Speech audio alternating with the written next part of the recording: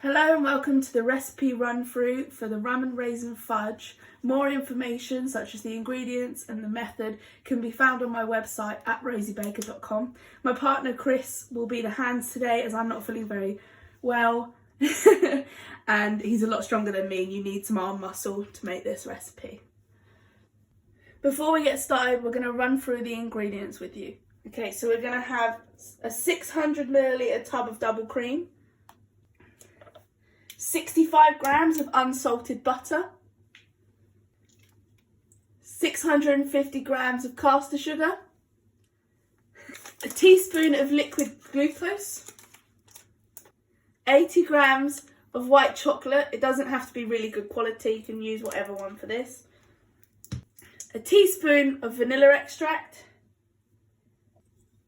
70 millilitres of dark rum, 70 grams of raisins. You're going to need a thermometer for this recipe as we need to get to a certain temperature, and it's a lot easier if you just have this to measure how far along your fudge is.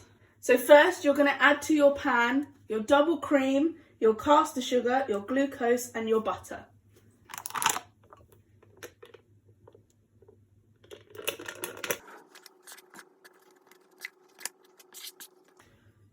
You don't have to worry about breaking up the butter because we're melting it anyway.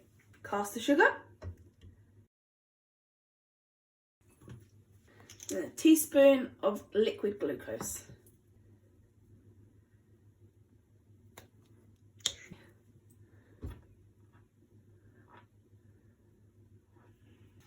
You're going to now heat this on a low temperature and you're going to use a wooden spoon to stir it. Make sure you've got a wooden spoon because the temperatures are going to get very hot. And you're just going to stir it on this low temperature until you can't feel the grains of the sugar underneath your spoon anymore.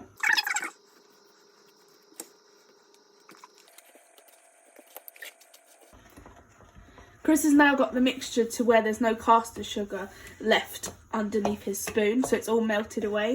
We're just going to whack up the heat and continue stirring. We're going to be using the thermometer at this point because we want to get it to a certain temperature, which is around 115 centigrade or 240 Fahrenheit. And we're just going to stir until we get to that point. These temperatures are also known as the softball stage. You can see as the mixture gets hotter, it's increasing in size and it's bubbling away. Don't worry, you're not doing anything wrong if yours looks like this. We're at about 220 Fahrenheit, so we're close to being ready. You might see a few little burnt bits or bits that look burnt. Don't worry about those either. They'll mix in and they'll be fine. Just make sure you're working around the edges to avoid it sticking to the pan, as Chris is demonstrating here. Because the temperatures get so hot, it's really important that you use a bowl that's going to be big enough, otherwise it will start spitting at you. As I've just discovered. Yes, as Chris has just discovered. It's also good if you're using a thermometer to move it around a little bit, because the bit that's behind it might burn and it also might not get the true temperature of the fudge. So we're pretty much at the softball stage now. As you can see, the mixture's gone from a yellowy colour to this sort of orangey brown, and that's what you're looking for. We're just about to take it off of the heat and leave it to stand until it gets to 110 Celsius, and I'll put on the screen what that is in Fahrenheit. Then you're just going to leave it to stand, and it's a really good opportunity to line your baking tray and get the rest of the ingredients ready to put into your fudge.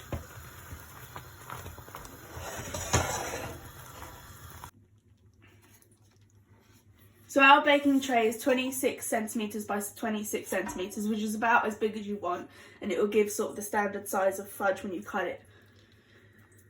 We're just going to line that quickly whilst we're waiting for our fudge to cool down.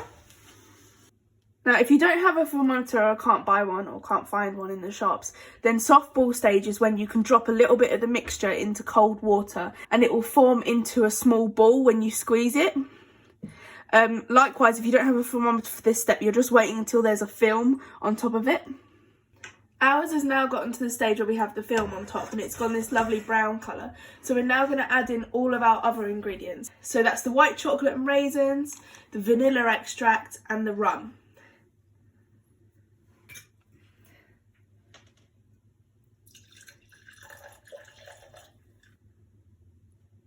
Looks like apple juice. Mm. Doesn't smell like apple juice.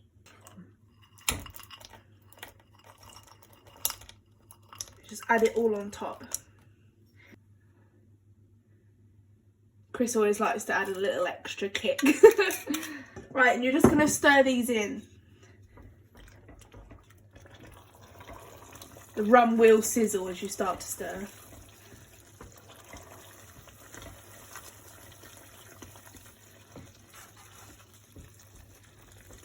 Now what we're going to do is stir until we get to 60 degrees centigrade. You're just going to keep it stirring and it should thicken up doing this.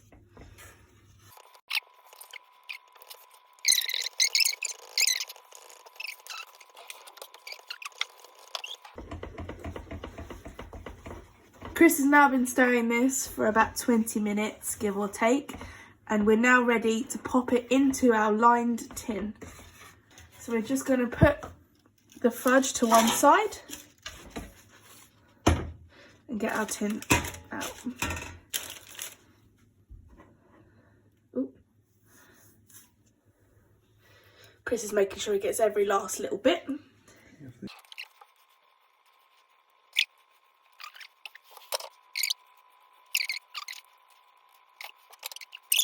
Just going to pour it all into the tin. Make sure you scrape every last bit off.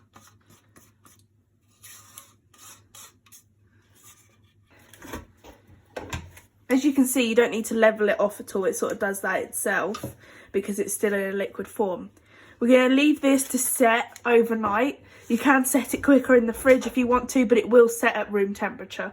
So we're just going to leave this overnight and we'll check back in tomorrow to see if it's nice and firmed up. Hi, I'm back. Okay, so it's been a few days since we originally did these.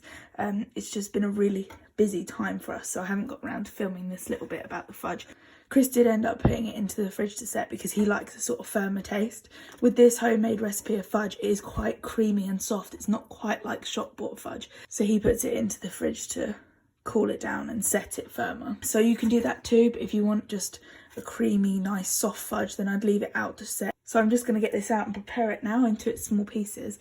I would say if you're investing in a tin for this recipe, to definitely get one that has a pop-out bottom, because that's what I'm going to show you. If you have a normal tin, then you can just pick it up by these and it will come out very easily. Look, you can see. So I'm just going to do that now.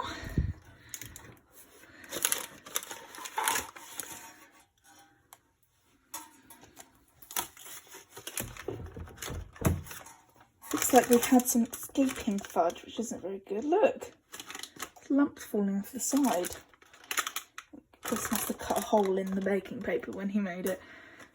So I've left it on its tray so I can cut down onto the tray. As you can see, it looks like fudge.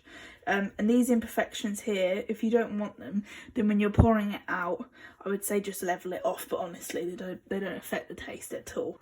If you're experimenting with yours and trying different flavours, then you can sort of top this with sort of a melted chocolate once it's set as well, which I think is something I'm going to try. And we're definitely going to be doing some more fudge recipes over Christmas. I think there's a cranberry one that's coming, and we're just going to try and get some festive flavours into some fudge because it's the easiest thing to experiment with. So I'm just going to cut this up now and pop it into a piece of Tupperware and the fudge will be done. I would recommend if you're going to store these for quite a while, then put some baking paper in between the layers of fudge that you put in the Tupperware just to keep it from sticking. As I said, it's quite soft if you don't leave it in the fridge.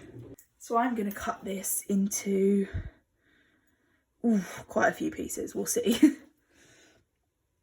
How does everybody feel about fudge? I don't really like it, but it does remind me of Christmas. And it reminds me of my parents' house because my dad loves it. And Chris loves it as well. Maybe it's a man thing. Although my mum loves it, so clearly not.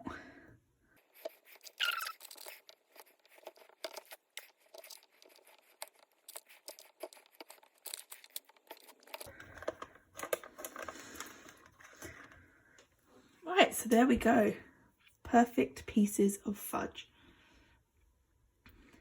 These are great for stocking fillers and things like that around Christmas time and adds a lovely special homemade touch. Thank you for listening to this recipe and watching along, and I hope you try making these. I'll catch you next week with a few more. and I'm very excited about the festive season for all the festive bakes that are coming. Goodbye.